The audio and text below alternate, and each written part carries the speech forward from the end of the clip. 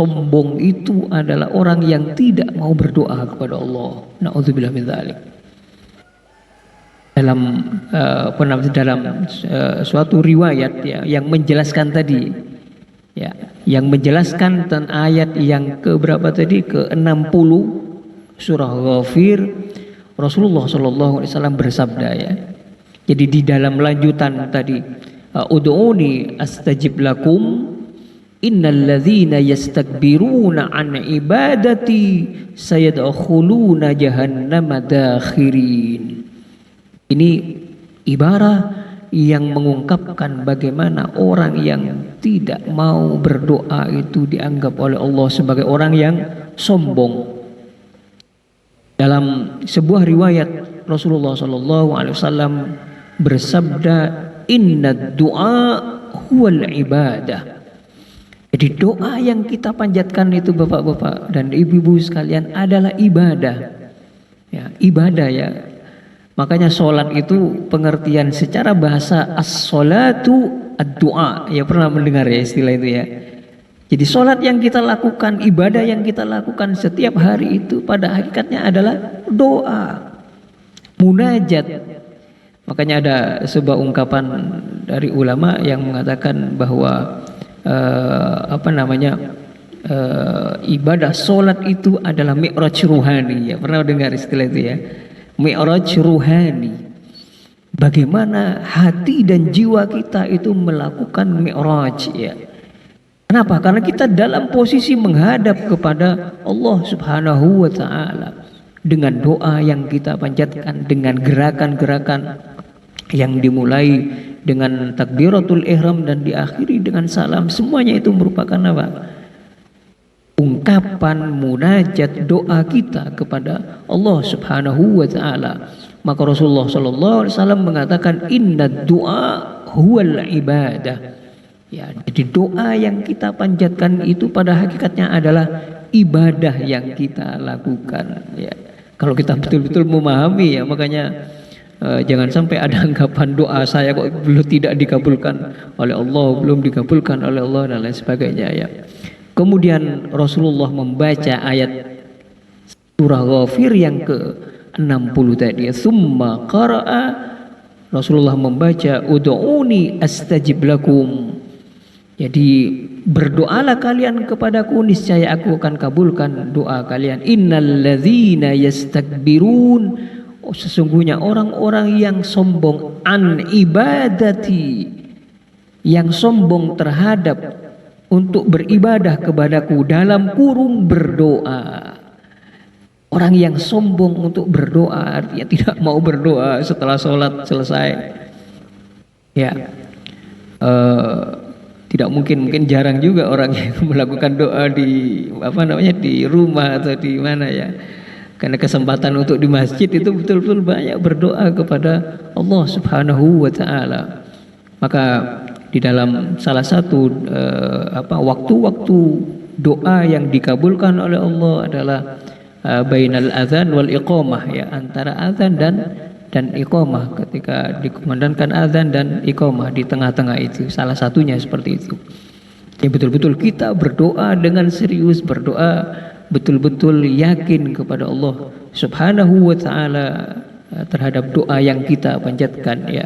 Jadi yang dimaksud an ibadati, dari beribadah kepadaku, yaitu dalam kurung berdoa.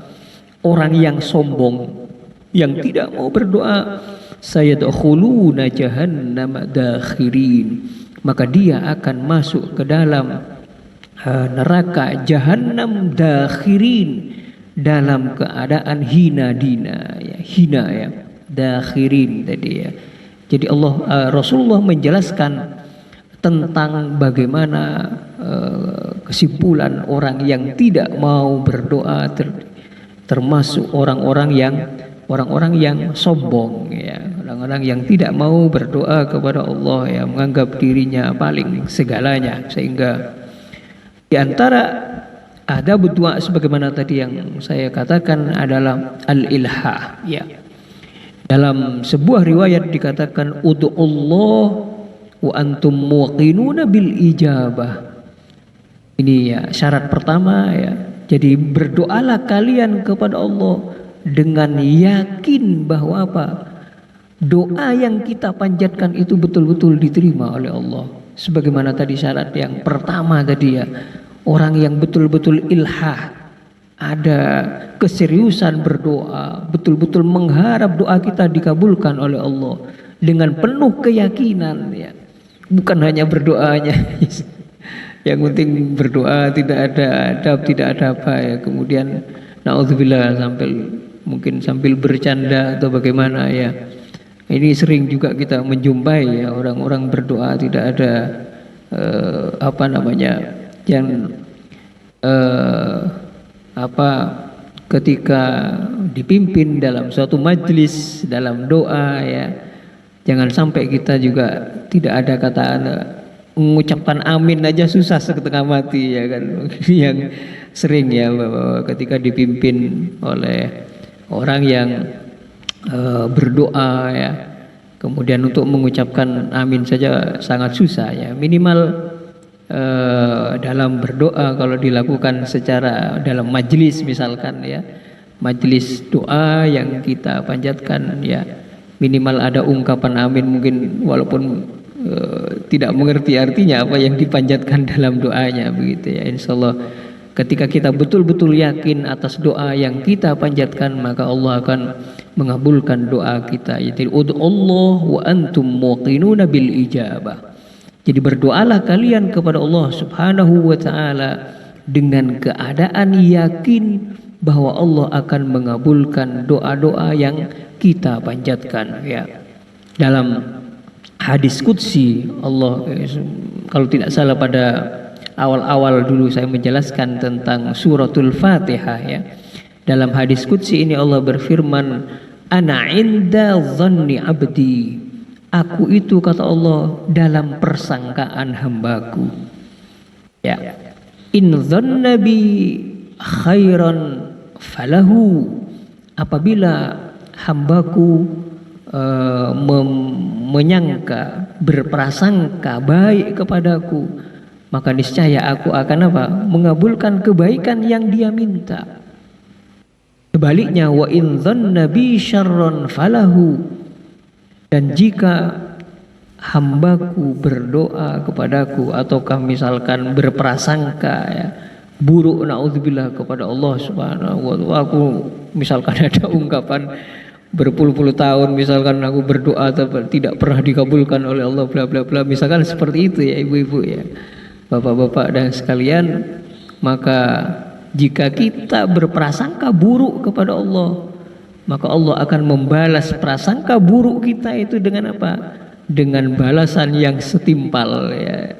Tidak dikabulkan oleh Allah doa kita, bahkan mungkin kita mendapatkan dosa, naudzubillah min dzalik ya. Kita kembali kepada kajian kita insyaallah pada pertemuan yang lainnya. Kita membahas syarat-syarat berikutnya di dalam doa ya, dalam doa kita. Al-qaul fi ta'wilillah. Kita sampai pada masih ayat yang berapa Bapak Ibu sekalian? Masih ayat yang pertama ya, bismillah ya. Insyaallah dengan kesabaran antum dalam mencari ilmu ya, minimal membawa keberkahan bagi kita insyaallah ya. Cahaya Allah Subhanahu wa taala bagi orang-orang yang menuntut ilmu insyaallah. Al-qaul fi ta'wilillah. Jadi penjelasan tentang lafaz Allah. Pada saat itu kita telah menjelaskan tentang penafsiran bi ya, bismi ya, dengan nama ya, sekarang dengan nama Allah maksudnya ya, secara panjang lebar telah kita jelaskan. Sekarang kaitannya dengan lafaz Allah yang kita tahu bahwa lafaz Allah itu adalah isim alam ya. Ada ininya.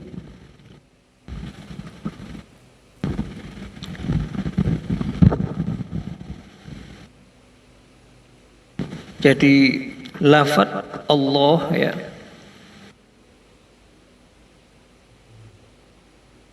Allah ya, ini merupakan isim alam ya.